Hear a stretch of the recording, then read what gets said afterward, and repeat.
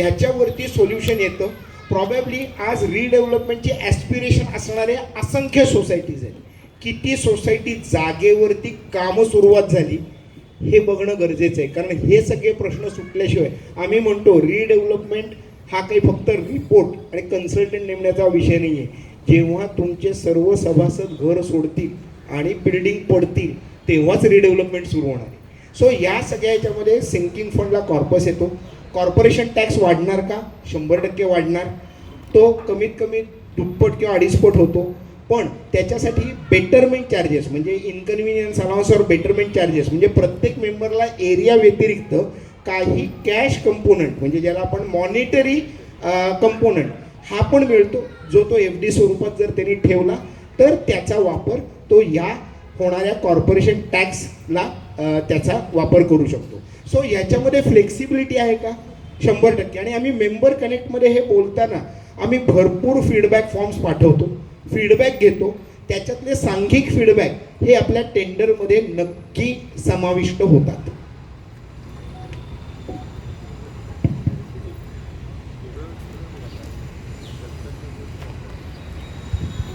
Sir तुम्ही वेळेत हां, आता ते म्हणतात ना त्याप्रमाणेच म्हणजे काही जागा कमी असेल म्हणजे 500 स्क्वेअर फीटपेक्षा कमी असेल तर प्रॉपर्टी टॅक्स द्यायला लागतो का नाही, म्हणजे आता ॲटलीस्ट मुंबईमध्ये असा रूल आहे काहीतरी. तर तसंही असं काही ऑप्शन आहे. पण माझा क्वेश्चन म्हणजे त्याच्यावर तुम्ही उत्तर देऊ शकता. माझा प्रश्न दुसरा असा आहे की हे असे झाडे वगैरे असतात तर त्यांचं रिडेव्हलपमेंटमध्ये त्याचं नियोजन केलं जातं? याचं म्हणजे पत्रकार नगरमध्ये किंवा न्यू फ्रेंड्समध्ये सुद्धा अंतर्गत झाडी खूप होती.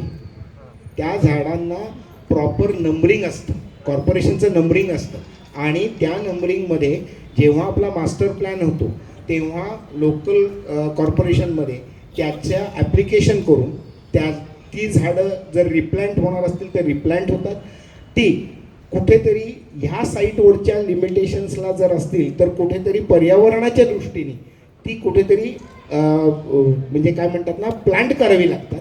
आणि सोसायटीच्या मास्टर प्लॅनमध्ये जिथे कुठे शक्य असेल तिथे ग्रीनरी किंवा झाडांना म्हणजे काही वेळेला अशी मास्टर प्लॅन्स होतात की ज्याच्यामध्ये एक्झिस्टिंग ट्रीजचं जेवढं संवर्धन करता येईल ते करायला लागतं.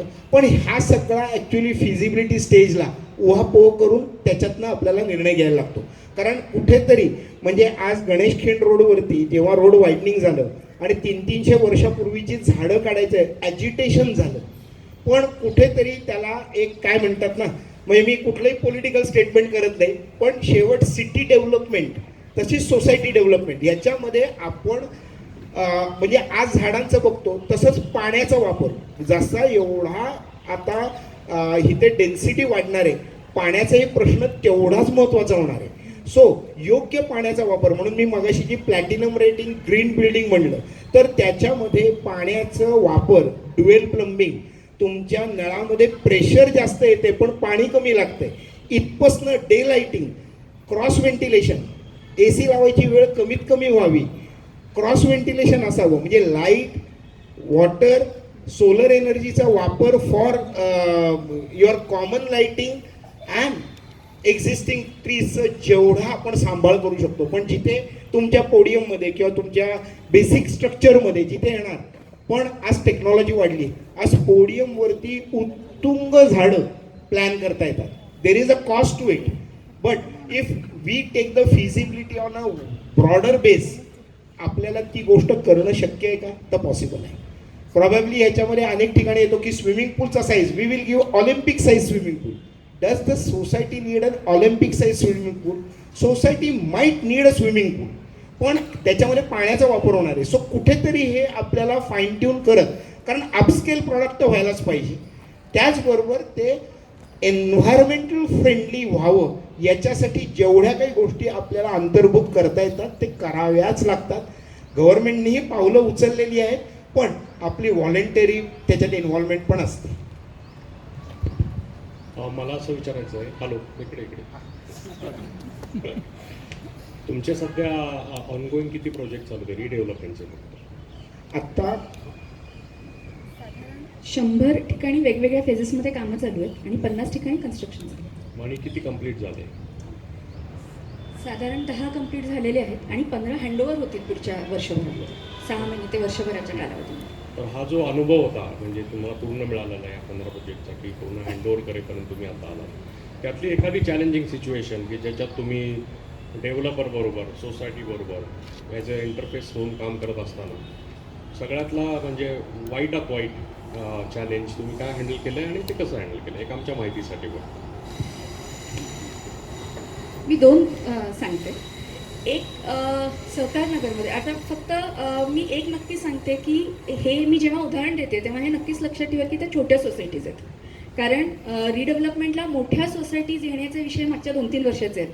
त्याच्यामुळे जे आता कम्प्लिशन स्टेजला आहेत किंवा या प्रवासात आहेत तर त्याच्यातल्या 2 सोसायटीची नावं सांगते. सहकार नगरमध्ये एक सोसायटी आली होती. तर त्या सोसायटीमध्ये जेव्हा आम्हाला अपॉइंट केलं गेलं तेव्हा डेव्हलपर सिलेक्ट झाला होता आणि जी आमची सवय आहे की डेव्हलपर सिलेक्ट झालेला आहे तरी असेल तरी एक आपण प्लॉटची समरी घेतो, एक फिजिबिलिटी बघतो आणि त्याच्या बेसिसवरती जेव्हा काम करणं सुरू केलं असं लक्षात आलं की लिगल कॉम्प्लेक्सिटी जी आहे ती रिझॉल्वच केली नव्हती किंवा कोणी विचारातच घेतली नव्हती. म्हणजे रेव्हेन्यू रेकॉर्डवरती नाव नसणं हा एक भाग होता त्याच्यातला, पण एरिया ऑफ प्लॉट हा सुद्धा तो नव्हता जो कदाचित सेल्डीडवरती आणि जुन्या सातबारावरती होता. म्हणजे पजेशनचा एरिया कमी भरत होता किंवा सेल्डीडमध्ये रेव्हेन्यू रेकॉर्डवरती एरियाचे रेफरन्सेस वेगवेगळे होते आणि त्याच्यातनं मेजर अफेक्ट होत होतं आणि ऑफर अफेक्ट व्हायला लागली होती. हा एक मुद्दा झाला. दुसरा मुद्दा असा होता की फ्लॅट जे दिले गेले होते ते लीज बेसिसवरती मेंबर्सना दिले गेले होते. म्हणजे सोसायटी ओन्ड द प्लॉट आणि लीज होल्डिंग बेसिसवरती फ्लॅट दिले होते. म्हणजे जेव्हा आम्ही त्याला लिगली बघतो तेव्हा पहिला विचार काय आला की लीज होल्डिंग बिल्डिंग पडली की हक्क संपुष्टात येणार. हा एक मुद्दा झाला. आणि प्लॉटचं साईज कमी झाल्यामुळे आणि त्याचे जे काही अपडेशन होते, बरं सोसायटीचं नाव जे प्रॉपर्टी कार्डवरती अपडेट झालं होतं ते चुकलं होतं. त्याच्यामुळे त्याचे जर करेक्शन करायचे असतील, हे प्लॉट डिमार्केशनचे करेक्शन करायचे असतील, एरिया करेक्शन करायचे असतील तर कलेक्टरपासून सगळे करेक्शन्स करून येणं, अप्रुव्हल करून येणं गरजेचं होतं आणि फिजिबिलिटी आम्ही जी बघत होतो ती खूप कमी होती. त्याच्यामुळे प्रश्न असा होता की काय करायचं पुढे. व विकसकाने तिथे आम्हाला 2 पर्याय दिले. एक तर हा सगळी प्रोसेस तुम्ही करा ॲज अ सोसायटी आणि दुसरा पर्याय हा होता की तुम्ही सगळ्या सभासदांसोबत इंडिव्हिज्युअल ॲग्रीमेंट करून घ्या. आणि इंडिव्हिज्युअल ओनरशिपचं ॲग्रीमेंट केले आजच्या तारखेला की आजच्या तारखेची स्टॅम्प ड्युटी भरावी लागणार. हा त्याच्यातला विषय दिसत होता आम्हाला. म्हणजे रिडेव्हलपमेंटला जायचं असेल तर प्रत्येक सभासदाने किमान 3 ते 4 लाखाचा खर्च आजच्या तारखेला करावा. याच्यानंतर जे मिळेल ते पुनर्विकासाला मिळेल. सोसायटीचा आणखीन एक विषय असा होता की सगळे सभासद ज्येष्ठ नागरिक होते. कोणाचीही मुलं ही पुण्यात राहत नव्हती, सगळी परदेशात होती. त्याच्यामुळे निर्णय घेताना आपण कशा पद्धतीने पुढे जावं हा एक वेगळा विषय होता. आणि त्याच्यातनं 2 गोष्टी आम्ही पुढे ठेवल्या. एक पर्याय असा ठेवला की जो कॉर्पस फंड आहे त्याच्यातला काही भाग आम्ही कमी करतो आणि काही भाग हा डेव्हलपरनी घ्यावा. कारण प्रोजेक्ट आता घेतलेला आहे म्हणजे आपली एंगेजमेंट झालेली आहे. डेव्हलपमेंट ॲग्रीमेंट झालं नाही हा विषय वेगळा आहे, पण आपली एंगेजमेंट झालेली आहे. मग आता हा प्रोजेक्ट सोबत घेऊन जायचा आहे. मग डेव्हलपर काही त्याच्यातला प्रॉफिट कमी करायला तयार आहे का, तर डेव्हलपरने त्याची तयारी दाखवली. त्याच्यामुळे plot area correction, revenue record correction आणि त्याच्यासाठीचा जो काही मोबदला द्यायचा होता तो प्रकार दोघांनीही कुठे ना कुठे एकत्र स्वीकारला. बरं, हे सगळं करताना फिजिबिलिटीचा विचार करताना कुठेतरी असं वाटत होतं की सभासदांनी अगदी 10-15 स्क्वेअर फूट एरिया जर विकत घेतला तर प्लॅन चांगला होईल. आणि त्या पद्धतीने सभासदांशी आणि डेव्हलपरशी बोलणं केलं गेलं आणि त्याच्यातनं नवीन तयार झाले. आणि हा जो प्रश्न होता की सभासदांचे ॲग्रीमेंट कसे करावेत, तर कॉपरेटिव्हच्या नियमांना धरून सोसायटी क्लासिफिकेशन ते ओनरशिप राईट्स ह्याचे जे काही मार्ग आहेत ते स्वीकारले गेलेत आणि ॲट नो स्टॅम्प ड्युटी आणि नो ॲडिशनल डॉक्युमेंट ही सगळी प्रोसेस कंप्लीट केली. त्याच्यासाठी कॉपरेटिव्ह डिपार्टमेंटकडनंही बरंचसं सपोर्ट झाला. आत्ता त्या सोसायटीचं हँडओव्हर झालं आहे 3 महिन्यापूर्वी.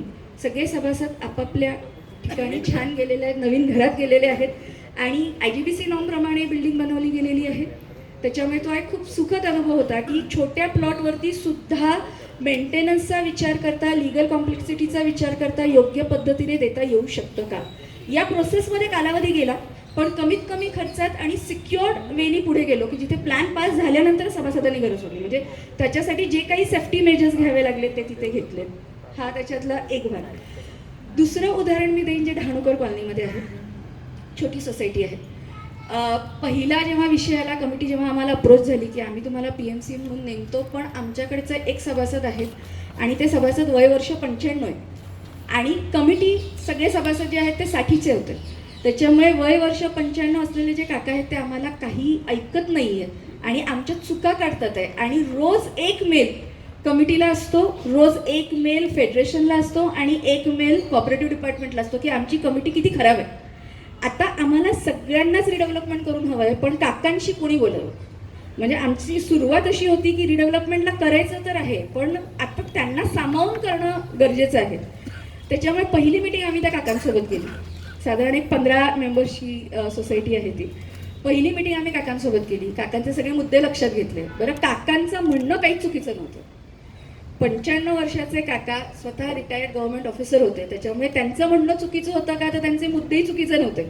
बायलॉज समोर ठेवून त्यांनी मला असं विचारलं, किरण मला सांग मी इथे कुठे चुकलोय, माझं लिगल इंटरप्रिटेशन चुकतंय का. म्हटलं नाही काका, तुमचं लिगल इंटरप्रिटेशन चुकत नाहीये, तुमच्या अपेक्षा बरोबर आहेत की ह्या पद्धतीने व्हायला हवं, पण कागदावरती दिसणारे बायलॉज, त्याची अंमलबजावणी करणारी तुमची 60ची कमिटी आणि तुमची सोसायटी ह्याचा विचार जर केला तर आपल्याला काही मध्यम मार्ग काढता येईल का.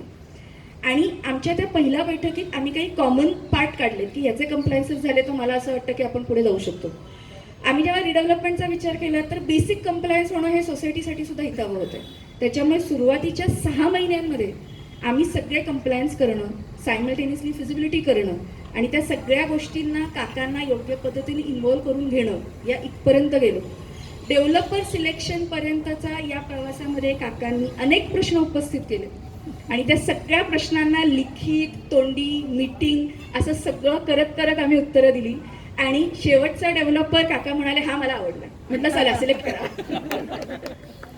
पण सगळ्यांच्या समावेशाने, सगळ्यांच्या एंथूने ती सोसायटी विकसक निवडीपर्यंत आली. रिडेव्हलपमेंटचं आम्ही ॲग्रीमेंट ॲडज्युडिकेशन केलं, आता ॲग्रीमेंट रजिस्टर होणार. पहिला धक्का असा बसला की सभासदांपैकी एका सभासदांवरती कुटुंबियांनी केस केली आणि त्यांचं असं म्हणणं होतं की हे लिगल हेड्स आहोत आम्ही, त्याच्यामुळे आमचा त्याच्यातला अविभाज्य हक्क आहे, तर आम्हाला एरिया तरी द्या किंवा पैसे तरी द्या. आणि या सगळ्या गोष्टींमुळे जरी पुनर्विकास थांबत नसला तरीही त्या सभासदाला खूप भीती वाटायला लागली की आत्ता ठीक आहे, आत्ता मी हो म्हणेन, पण उद्या काही झालं तर. आणि मग बरं, मी जसं म्हटलं तसं सगळे सभासदही 60च्या पुढचे. त्याच्यामुळे 70चे काका आता मला म्हणायला लागलेत की उद्या मी नसेल, माझ्या मुलांना नको त्रास व्हायला. हाही विषय आता पुढे यायला लागला. त्याच्यामुळे कुठेतरी त्या गोष्टींवरती उत्तरं काढण्यासाठी बैठकी घेणं असेल, कुटुंबियांसोबत समजावणं असेल, एक ॲडजस्टमेंटला येणं असेल आणि या सगळ्या गोष्टींना योग्य वेळेला डेव्हलपरला मी इन्व्हॉल्व करून घेतलं. आणि त्या टप्प्यांवरती, कारण शेवटी पैशांचा मोबदलाही द्यायचा असेल तरी आत्ता माझ्याकडे फंड्स नाही, ही परिस्थिती होती. त्याच्यामुळे मग विकसकाकडनं काय होऊ शकतं, त्याच्यासाठी काही आपल्याला मदत होऊ शकते का, जे कदाचित नंतर सभासद आणि विकसक हे बघून घेतील. या टप्प्यावरती आम्ही आलो. रिडेव्हलपमेंट ॲग्रीमेंट ॲडज्युडिकेशन झालं आणि त्याच्या दुसऱ्या दिवशी एक सभासद वारलेत अनफॉर्च्युनेटली. परत आम्हाला प्रोसेस करावी लागली.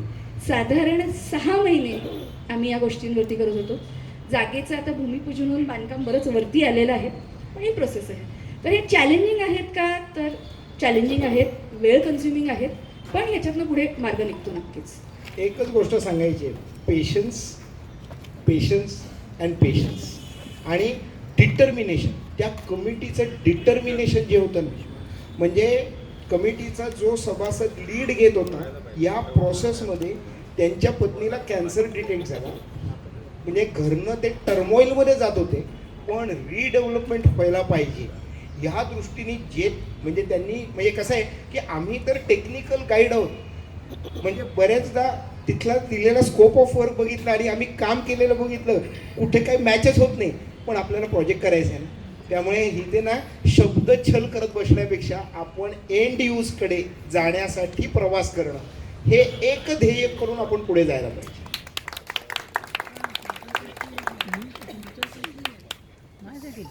आणि आम्ही बोलायला लागलो तर माईट बी आम्ही एक शेवटचा प्रश्न घेऊ. एक